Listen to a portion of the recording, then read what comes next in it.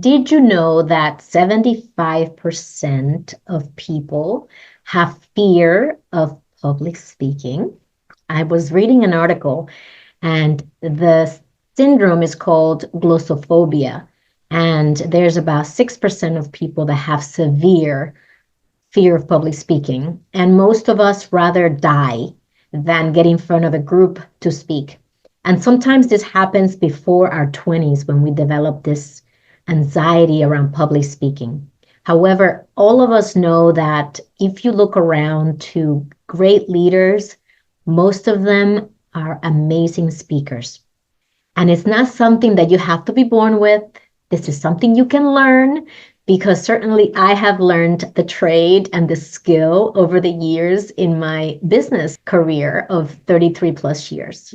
And now, as a transformational speaker, I get to leverage all the experiences I have in financial services technology as a woman in business, a woman in STEM, and I bring in all those stories when I speak with my audiences about personal branding, building a diverse network, elevating your career, about embracing the unknown, etc.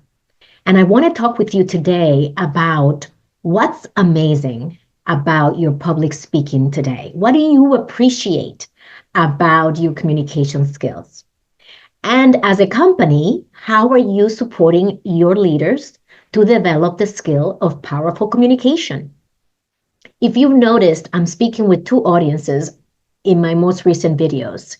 I speak to the individual woman and leader who wants to grow and advance and wants to claim her next leadership seat, as well as to the organizations who are developing those leaders to create a healthy pipeline of leaders and create a healthy succession plan that reflects the marketplace and the talent in the organization. And today's topic is no different. As an individual, I know that there were many things I had to do to become a more confident public speaker. The first thing I did is I began to volunteer for public speaking opportunities. As early as 1991, when I graduated college, and Hector asked me, Ginny, would you be willing to chair the Hispanic Heritage Month celebration in our campus in Roseland for Prudential? And I said, are you sure I can do this? And he said, don't worry, I will mentor you. And so I did. And for 3 years total, I was the chair of the Hispanic Heritage Month. At least that's what I recall. If somebody else who's listening to this recalls something different, please correct me. I did that, and I remember the first time I went to speak and present one of the keynote speakers that I had engaged for the event. I was holding the piece of paper, as I'm doing right now, and I was so nervous that the piece of paper was shaking right in my hands. And I used a technique that I usually employed that kind of let my nerves come down. I told the audience I was nervous. And immediately as I said that, they say the first 30 seconds are the worst. As soon as I said, by the way, I'm super nervous, so bear with me, everybody cracked a laugh and I calmed down. And after that, I focused on my message. That is one of the easiest, most accessible strategies for all of us to use to improve our public speaking skills. Start volunteering for presenting someone, for introducing a topic. Make sure that you ask your manager if there is a meeting for the team, that you present something that you've been working on to the group so that you become more familiar and more comfortable stepping out of your comfort zone, and you realize that whatever anxiety you get prior to public speaking, that when you deliver what you delivered and you prepare for it, knowing your audience, knowing your message, and knowing the style you're going to use, that you knock it out of the park.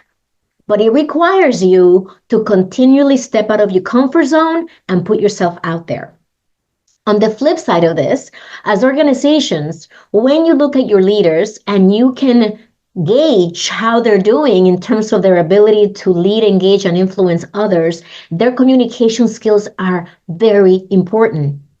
And some leaders struggle in this area. They may be excellent contributors, very smart, have expertise in their respective functions, And yet they may struggle to communicate by having tough conversations with their teams, sometimes by delivering bad news that is coming down due to market pressures or any other factors that have influenced the economy, the well-being, the financial stability of the organization.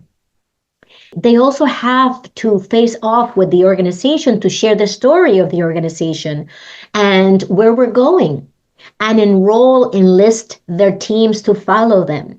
That's influence, and that also requires executive presence. And communication goes hand in hand with our executive presence. So, as an organization, it behooves us to also ensure that our leaders, especially our senior leaders, become powerful communicators. We cannot become that until we develop confidence. Confidence comes from practice, from knowledge, from knowing the audience that you're going to address, and from putting yourself in situations that provide the opportunities for you to show how much value you contribute to the environment.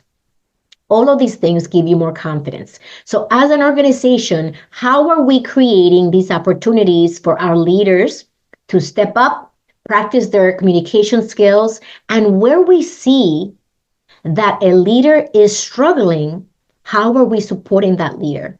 And many of the clients that I support have brought me in to deliver a how to powerfully engage your teams workshop or webinar or any type of live or virtual event that speaks to how to become a powerful communicator.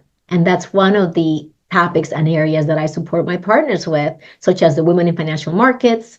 And at McKinsey and Company, I'm also one of the external leadership coaches for the Hispanic Latino Executive Leadership Program.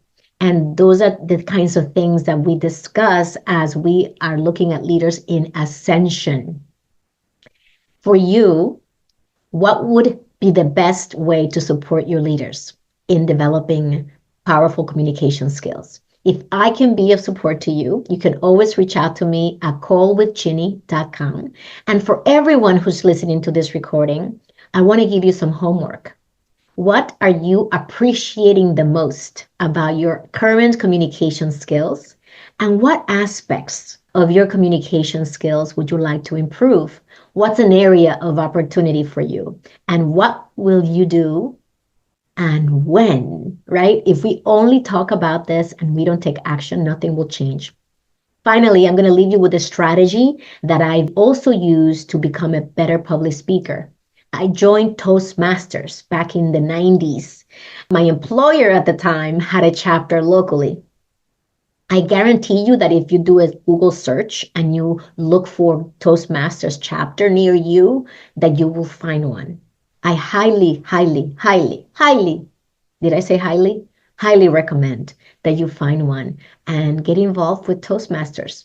That's another opportunity for you to grow in your leadership skills. And the last one that obviously learners like me and like many of you can also leverage is looking at LinkedIn courses that have to do with powerful communication, and look at other sources like Mindvalley.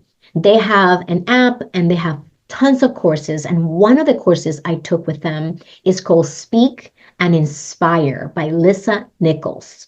And I highly recommend that one if you want to be a public speaker. Like me, I'm a transformational speaker.